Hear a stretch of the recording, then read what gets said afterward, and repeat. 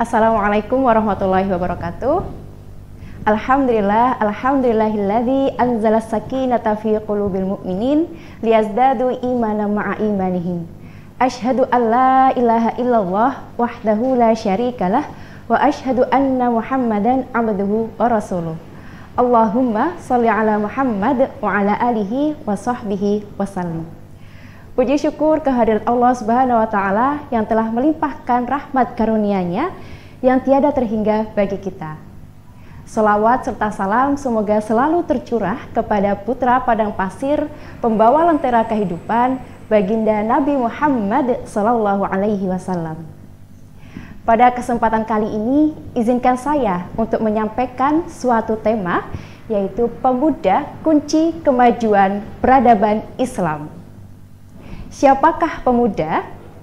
Pemuda adalah generasi yang diharapkan Islam bahkan oleh seluruh dunia terkait dengan karyanya ke depan. Pemuda diibaratkan sebagai sebuah benda, sedangkan peradaban diibaratkan sebagai bayangan. Jika pemuda lurus, maka peradaban akan benar. Allah berfirman dalam Quran surah Ar-Rum ayat 54, Allahul ladzi khalaqakum min dha'fin tsumma ja'ala min ba'di dha'fin quwwah tsumma ja'ala min ba'di quwwah dha'fan wa syaibah. Yang artinya, Allah dialah yang menciptakan kamu dari keadaan lemah, kemudian Dia menjadikan kamu sesudah kelemahan itu menjadi kuat.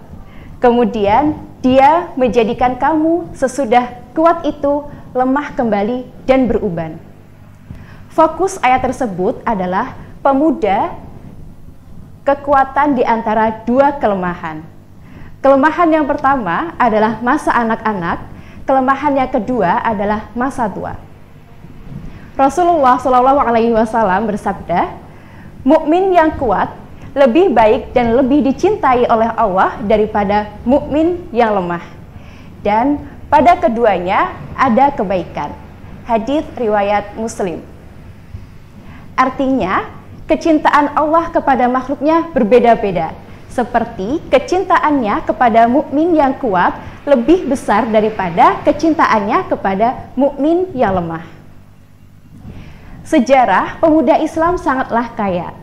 Salah satunya ulama dalam Islam yang usianya terbilang masih muda, yaitu Imam Syafi'i. Pada usia 15 tahun, gurunya mengatakan, orang sepertimu sudah layak untuk menjadi mufti atau pemberi fatwa, jika di Indonesia adalah MUI.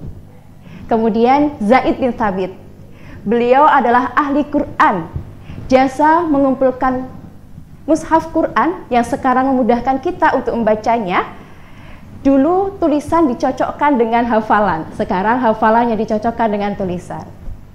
Kemudian periwayat hadis yang usianya masih muda, salah satunya adalah ibunda kita Aisyah radhiyallahu anha, satu-satunya wanita Islam ilmuwan yang terbesar tak ada tandingannya. Data yang dipaparkan adalah sebuah data sejarah yang ingin memberikan sentuhan bahwa orang-orang besar yang diabadikan dalam Al-Quran adalah generasi-generasi muda. Rasulullah SAW bersabda, tidaklah bergeser kedua kaki seorang hamba nanti di akhirat, sehingga Allah akan menanyakan tentang 4 perkara. Salah satunya yang pertama adalah tentang umurnya dihabiskan untuk apa. Hadis riwayat At-Tirmizi. Umur yang digunakan lebih khusus adalah usia muda, karena penuh tantangan. Perjuangan untuk Islam pun sangat dipentingkan. Kemudian, bagaimana cara kita untuk mengukir prestasi di usia muda? Yang pertama adalah kurikulum Islam dimulai dari belajar Quran dan belajar agama. karena Al-Quran sebagai sumber ilmu inspirasi dan juga solusi. Cara yang kedua adalah pemuda belajar lebih mudah dengan kisah. Manusia jika sudah kagum dengan seseorang, maka ia akan merubah dirinya sesuai dengan orang yang ia kagumi. Jangan salah dengan kita mengagumi orang, karena ujungnya adalah neraka.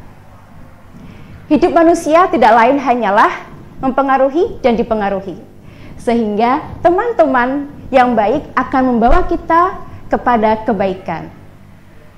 Cara mengukur prestasi selanjutnya adalah dengan beramal solih. Tugas kita beramal, Allah yang sudah memberikan fasilitas kepada kita. Cara yang keempat adalah ingin jadi bagian dari solusi. Caranya yaitu kita perlu ambil bagian. Kemampuan hal apa saja, misal agent of information yang baik dan benar, agent of example dengan kita donasi kepada orang-orang yang membutuhkan. Selanjutnya, kita perlu kreativitas dan juga inovasi. Berperan dengan hal apa saja yang kita punyai dengan keilmuan yang kita miliki. Harus menghasilkan konten-konten positif untuk menekan konten-konten yang negatif.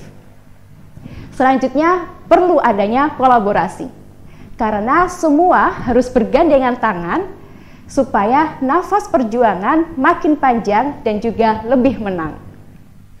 Cara selanjutnya adalah menjadikan masjid sebagai tempat tongkrongan anak-anak muda. Dengan cara bisa wifi yang kencang untuk anak-anak lebih dekat dengan masjid. Ibaratnya, batu yang sangat keras jika terkena dengan tetesan air, maka dia juga akan pecah. Jika kita perhatikan dan kita didik benar para pemuda, maka kita telah memperhatikan dan juga mendidik sebuah kebangkitan peradaban. Demikian yang dapat saya sampaikan. Semoga bermanfaat dunia sampai akhirat. Billahi fisabilil haq fastabiqul khairat albiru manitaqo. Selamat menunaikan ibadah puasa. Wassalamualaikum warahmatullahi wabarakatuh.